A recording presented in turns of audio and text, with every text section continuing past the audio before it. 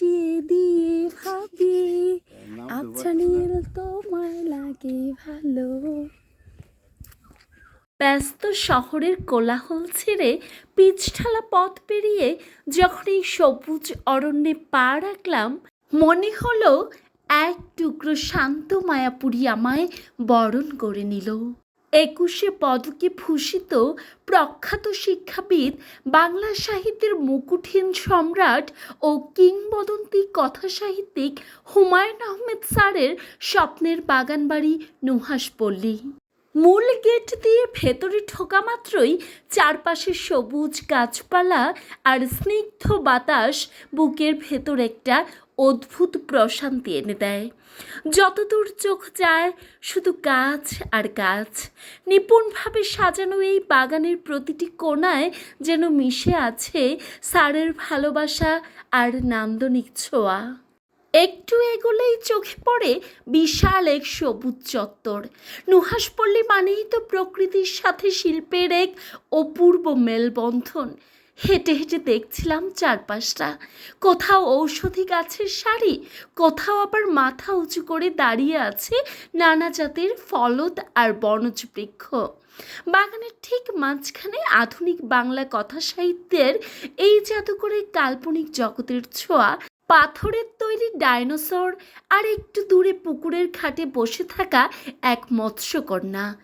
কংক্রিটের তৈরি হলেও এই সবুজ প্রকৃতির মাঝে তারা যেন জীবন্ত হয়ে উঠেছে। এই পুরো চত্বরটা জুড়ে এক অদ্ভুত নীরবতা, যা মনকে নিমেষেই হালকা করে দেয়। হাঁটতে হাঁটতে চলে এলাম নুহাশপল্লীর অন্যতম আকর্ষণ লীলাবতী পুকুর পাড়ে। পুকুরের স্বচ্ছ জল আর শান্ত পরিবেশ যেন এক জাদুকরী মায়ায় বন্দি করে ফেলল। ঠিক পুকুর পাড়ে দাঁড়িয়ে আছে এক শুভ্র কাঠগোলাপের গাছ। মাটিতে ঝরে পড়া তাজা কাঠগোলাপগুলোর সৌন্দর্য উপেক্ষা করার সাধ্য কার? গাছের নিচ থেকে একটা সাদা কাঠগোলাপ তুলে নিয়ে আলতো করে গুজে নিলাম কানে। তখন চারপাশটা মুখরিত ছিল কোকিলের কুহু ডাক আর নানা অচেনা পাখপাখালির কিচিরমিচির শব্দে। প্রকৃতির এই সুরম্য আবহ দেখে নিজের ভেতরের আবেগটাকে আর ধরে রাখতে পারলাম না। আনমনেই মনের সুখে গুনগুন করে গেয়ে উঠলাম সেই চেনা গান।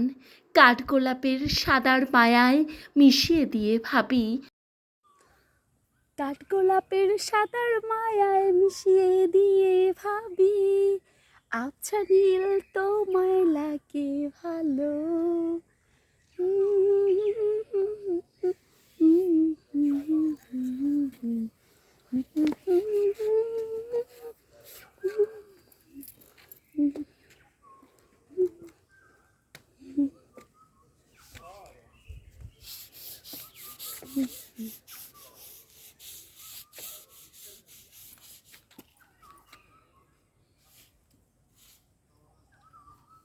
সেই মুহূর্তে মনে হচ্ছিল আমি যেন কোনো এক রূপকথার রাজ্যে হারিয়ে গেছি, যেখানে শুধু আমি আছি আর আছে প্রকৃতির এই নিঃশর্ত ভালোবাসা।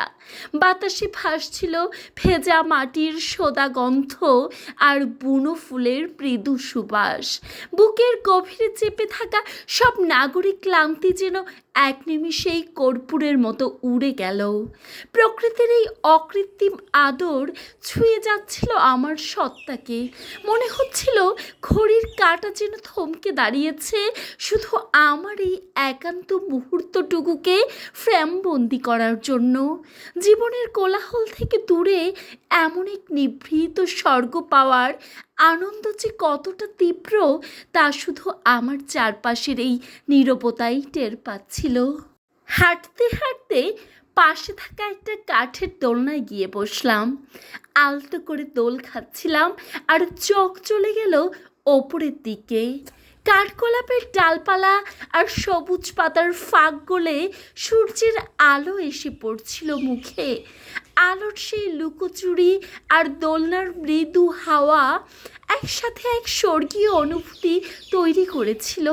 মনে হচ্ছিল জীবনের সব ক্লান্তি, সব ব্যস্ততা এই এক মুহূর্তের শান্তিতে ধুয়ে মুছে পরিষ্কার হয়ে গেছে। মনের গহীনে জমে থাকা অবসাদগুলো যেন বিকেলের মৃদু হাওয়ায় মিলিয়ে গেল। মনে হলো বেঁচে থাকার আসল সার্থকতা তো লুকিয়ে আছে প্রকৃতির এই ভীষণ সাধারণ অথচ অসম্ভব সুন্দর মুহূর্তগুলোর মাঝেই। সমস্ত ব্যস্ততাকে একপাশে সরিয়ে রেখে শুধু নিজের জন্য এইটুকু শান্তি পাওয়া যেন এক পরম পাওয়া। প্রকৃতির ঘোর কাটিয়ে এবার পা বাড়ালাম সেই বিখ্যাত কাঠের দোতলা ঘরটির দিকে। কালজয়ী নাট্য ও চলচ্চিত্র নির্মাতা হুমায়ুন আহমেদ স্যারের বহু নাটকের বহু স্মৃতির সাক্ষী এই ঘর। স্মৃতির জগৎ থেকে ফিরে এসে আবার আশ্রয় নিলাম দোলনায়। এবার আর বসা নয়, দোলনাটায় গা এলিয়ে দিয়ে শুয়ে পড়লাম। চোখ দুটো বন্ধ করতেই গাছের পাতার মর্মর শব্দ আর পাখির ডাক যেন আরও স্পষ্ট হয়ে উঠল। প্রকৃতির এই নিবিড় কোলে কিছুক্ষণের জন্য একদম হারিয়ে গিয়েছিলাম। পৃথিবীর সমস্ত কোলাহল থেকে দূরে এক পরম শূন্যতায় যেন নিজেকে নতুন করে খুঁজে পাচ্ছিলাম। সবশেষে ভারী মন নিয়ে এগিয়ে গেলাম নুহাশপল্লীর সবচেয়ে পবিত্র ও আবেগের জায়গাটিতে, যেখানে লিচু তলার শান্ত ছায়ায় চিরনিদ্রায় শায়িত আছেন কোটি পাঠকের হৃদস্পন্দন, আমাদের সবার প্রিয় নন্দিত কথা সাহিত্যিক হুমায়ুন আহমেদ স্যার। কবরের চারপাশে ধীর পায়ে ঘুরে ঘুরে দেখছিলাম মানুষটা আজ সশরীরে নেই, কিন্তু তার রেখে যাওয়া এই অনন্য সৃষ্টি, এই নুহাশপল্লী আর কোটি ভক্তের ভালোবাসা আজও তাকে অমর করে রেখেছে। এক বুক শ্রদ্ধা আর কিছুটা শূন্যতা নিয়ে বিদায় জানালাম নুহাশপল্লীকে। তবে এই ভ্রমণের স্মৃতি আর কার্যকলাপের সেই মায়া আমার মনে থেকে যাবে চিরকাল। লিচুতলার সেই শান্ত সমাধি ছেড়ে যখন ধীর পায়ে এগোচ্ছিলাম, বুকের ভেতর কেমন যেন একটা শূন্যতার দানা বাঁধছিল। হাতের মুঠোয় শক্ত করে ধরে রেখেছিলাম কুড়িয়ে পাওয়া সেই কাঠগোলাপটা। মনে হচ্ছিল এটা শুধু একটা ফুল নয়, নুহাশপল্লীর রেখে যাওয়া এক টুকরো আশীর্বাদ। হাঁটতে হাঁটতে এরপর কি দাঁড়ালাম স্যারের প্রিয় সেই বৃষ্টিবিলাস নান্দনিক ঘরটির সামনে। টিনের চালে বৃষ্টির নুপুর নিক্কণ শোনার জন্য তৈরি এই বাড়ির বারান্দায় দাঁড়িয়ে একটা ছবি তুললাম, স্মৃতির পাতায় আরও একটা সুন্দর মুহূর্ত জমা করার জন্য।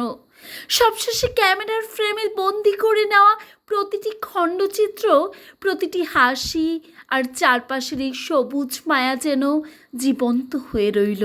নুহাশপল্লীর এই প্রতিটি মুহূর্ত আমার জীবনের ডায়েরিতে এক সোনালি অধ্যায় হয়ে থাকবে, যা বারবার আমায় মনে করিয়ে দেবে প্রকৃতি আর প্রিয় লেখকের সৃষ্টি কিভাবে মানুষকে এক অদ্ভুত পরম শান্তিতে জড়িয়ে রাখতে পারে। স্মৃতির এই অ্যালবামটা যতবার উল্টে দেখব, ততবারই কানে ভেসে আসবে সেই কোকিলের কুহু ডাক, আর নাকে এসে লাগবে কাঠগোলাপের সেই চেনা সুবাস।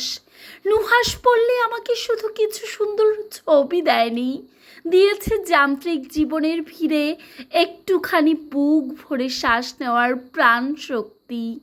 জীবনের ক্যানভাসে এই দিনটি সবসময় উজ্জ্বল হয়ে থাকবে।